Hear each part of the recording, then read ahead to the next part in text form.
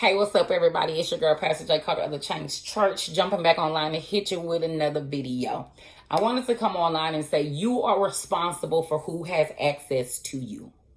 You are responsible for who has access to you. I repeat it. You are responsible for who has access to you. There are some people who have the power to disrupt your belief and disrupt your emotional system and disrupt your mental. It is your responsibility to either grow stronger than that or to disconnect yourself from those people until you are stronger than that. Do you understand? Do you understand? Let me run it back to you. You are responsible for who has access to you. You are responsible. You are responsible for that. So if there are people in your life that by a mere word, they have you battling suicide again. By a mere word, they have you doubting the will of God. By a mere word, they have you thinking differently about yourself. By a mere word, they have you questioning who God is. Disconnect yourself from them people. You are responsible for who have access to you. Everybody don't deserve to have access to you anyway. Anyway. So you got to line some things up in your life, okay? There are some people who should not even be on your mind in this season, okay? Clip, clip, clip, clip, snip, snip, snip, snip, snip. Cut them off. Cut them off. Cut them off. Well, Pastor, I don't think God will have us cut them off. You may be cut off for a season. It may be a season for you to be by yourself, and thank God for that season of being by yourself. Thank God for that season of separation. Thank God for that. Because you needed to heal. Thank God for that. See, let me tell you something. God is such a good father. He wants and loves you so much. He wants to protect you and shield you from other situations, but he gave you the authority over that. He did. I'm going to tell you what God give you authority over. And you can find this in Genesis chapter 1, verse 26. Genesis chapter 1, verse 26. This is where you can find this at. Okay, just in case if you're like, I don't get it. He gave you the power over relationships. He gave you the power over your connection to heaven. He gave you power over fertility and generosity. He gave you power over your strength, which means that if you are feeling like you can't make it, then eventually you're not going to be able to make it because he gave you power over that. I'm going to come back to it. He gave you power over the low things, the things that are beneath you. So let me explain that really quick. The things that trouble you, that keep you up at night, he gave you power over that thing. Y'all, the thing that keep you up overnight, because it says in this scripture, low things. And when I read this scripture, because it talks about the animals, right? And I'm like, God, well, what does these animals symbolize?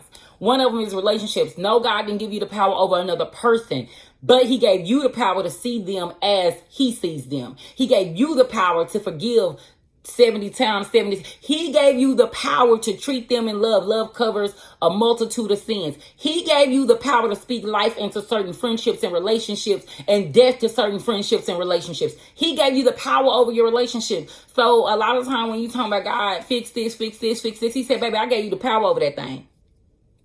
Ooh, I gave you the power over that thing. What are you saying? What are you believing? What are you praying? I gave you power over that. I don't even got to move my hand because I gave you power over that. See, we have to become the person that is responsible for the blessing. Oh my gosh. We have to become the person that is responsible for the blessing. If you want God to move in your life, you must become the person that's responsible for the blessing. I really, really want to buy a house, right? I really, really want to buy a house. But right now, my landlord is who cut my backyard. So I want to be the person that is responsible for the blessing. I got to buy my own lawnmower. And me and my sons got to get out there and mow that grass. Because when I'm a homeowner, I ain't going to have no landlord to do it. I'm going to have to do it. I'm going to have to pay somebody to do it. You got to become the responsible party for what you're asking God to do. Okay? You got to become the responsible party. So your connection to heaven. You can send out angels to fight for you. You can send out, and there are different type of angels: ministering angels, messaging angels, archangels, warring angels. Let me tell you something. There are so many different type of angels, but you gotta learn. You gotta study, show thyself approved. That's what you gotta do. So you actually have so much more power in you. Ephesians 3:20 through 21. Ephesians 3:20 through 21.